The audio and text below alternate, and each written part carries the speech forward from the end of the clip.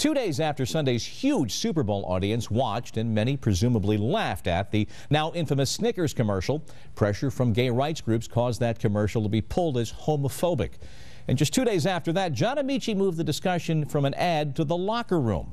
Born in the U.S., raised in England, he played 5 seasons in the NBA, last with the Jazz 4 years ago. This week he came out in his new book, Man in the Middle, disclosing that he's gay. Amaechi discusses that decision now with Kelly Neal. The coming out process is not, sometimes people think of it as this very defined thing. You wake up one morning, you throw up your window and you yell to the world. It isn't that for most people. It's a very personal and gradual process. For John Amaechi, it took 36 years to reach this point and publicly proclaim that he is gay. The former NBA center, now living in London after retiring from the NBA in 2003, says he began struggling with his sexuality when he was a teen. While he was a star player for Penn State in the early 90s, he says he had his first gay sexual experience with a member of the school's volleyball team. You walk around on campus and you're this one person in everybody's perception, and then all of a sudden you realize this encounter crystallizes in your mind that you're something quite different. Amaechi with a left hand. Amaechi kept his sexual orientation a secret when he made the roster of the Cleveland Cavaliers in 1995. But his struggle to compete in the NBA wasn't his most difficult challenge. When you went from college to the NBA, how did you resolve you were going to handle your sexuality? I didn't put it in a box. I put it in a box and put it away. I was very focused. I invested myself in other people in terms of visits to school, mentoring other people, young people. Amaechi played in only 28 games for the Cavs that season. Then, after not being offered another NBA contract, he played in Europe for 3 seasons. Amaechi continued to keep his sexuality private because he feared it could threaten his prospects of returning to the NBA. But by early 1999, he began sharing his secret with some family and close friends. Later that year, Amaechi made it back to the NBA and became the Orlando Magic's starting center. Despite good team chemistry, Amaechi says he was reminded why he had kept his sexual orientation to himself when the topic of gay men came up on a team plane. They were talking about being gay and how it's a choice and it's a sin and I simply challenged the idea that it's a choice. I suggested that perhaps why would somebody pick to be a part of the most maligned minority group in America? Why would you choose that? Amaechi's coach in Orlando was Doc Rivers. I can't imagine how tough it had to be for him to go through that whole period and probably hear comments that if guys had known, may not have made them actually. Or maybe they would have talked about it openly more. Amaechi says in his last season with the Magic in 2000, he went out to gay bars with more frequency, and he continued to do so after he signed with Utah in 2001. I've been to every well-known gay bar in every city that the NBA plays in. Given that you used to be so concerned it would affect your livelihood, why did you decide it was okay to suddenly do it? Balance. Had to have a life. There are certain risks that people have to take. Amaechi says his actions had consequences in Utah. He says he believes Jazz head coach Jerry Sloan benched him and ultimately had him traded because Sloan and others suspected Amaechi was gay.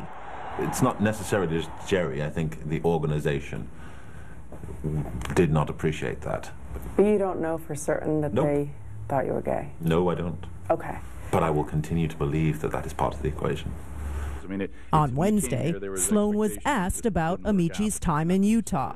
Do you remember your relationship with John Amaechi? Not any more than some other player that played here. Maybe, obviously, a guy that didn't play a great deal for us. If you had known he was gay back then, would it have changed anything that you did? I mean, I don't think I don't know that it would have changed anything. As his playing time decreased, Amici vented his frustration by being less guarded about his life, inviting his openly gay friends to attend games and sit in seats reserved for players' friends and families. They would be sat in the family section and they'd be yelling nice arse at me while I'm on the foul line. What would you do when you'd hear that? Be horrified. Did you ever see any other players' reaction? No. No. Head down when that happens. I'm on the free throw line anyway. I'm focused.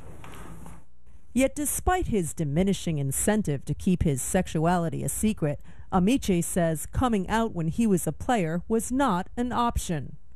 It's not just about the NBA. If all I had to worry about was 300 guys in the league that I see in a professional capacity and then I go home to my own house, that's one thing. It's the 18 to 30,000 people who watch you play. Did any of your teammates ever point blank ask you if you were gay? Yeah, Greg Ostertag asked me once. What did he say? He said, dude, are you gay? What'd you say? I said, Greg, you have nothing to worry about. Amici says he's spoken with a number of current NBA players who are gay, but he declined to say who they were or how many with whom he's spoken. What are their reservations about coming out? It's terrifying. There are people for whom their entire world is based around this idea that people will look at them, and when they look at them, they are NBA superstar, NBA player.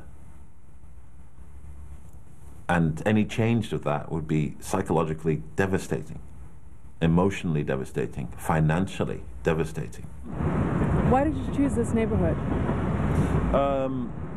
It's busy, it's crazy, it's the gayborhood. Oh, really? I mean, well, south of the river it is anyway. Since Amici retired from the NBA and moved back to London, he says he's lived an openly gay life and is known mainly for his social and political commentary on the BBC and his charity work with children. Drop step, hook. That's your post move. Not for his sexual orientation. You only get 2 dribbles. But he says he knows in America that will be the focus. I try and be good in many different areas and an outspoken advocate in many different areas. And come 2 minutes after this interview, for some people, I'll just be that big gay guy. Why are you doing this? It's important. I am not a hero. I am not special in any regard. I am simply doing what a good person of principle and conscience should do, which is making people aware that gay people don't just look like Jack from Will and Grace, and that they don't want to jump your bones every occasion, and that some are camp and some are butch, and that we're different and useful, and we are here. Kelly Naki in London. You can read more of John Amici's experience and his decision in the new edition of ESPN The Magazine, out on newsstands Wednesday. Now, the reaction around the NBA has varied. Next, we'll be hearing from Charles Barkley and also from LeBron James' perspective from 2 different eras of the NBA on John Amici's decision to come out.